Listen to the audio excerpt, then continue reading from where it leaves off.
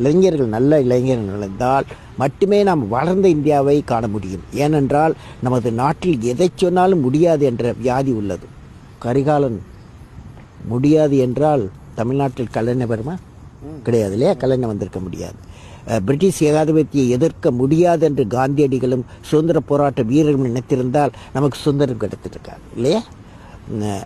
C Subramaniam, MS Swaminathan முடியாது நினைத்திருந்தால் India உணவு உற்பத்தியில் பசுமை புரட்சி தன்னிறைவு கிடையாது. கொரியன் சார் முடியாது என்று நினைத்திருந்தால் இந்தியா வெண்மை புரட்சி அடைந்திருக்க முடியாது.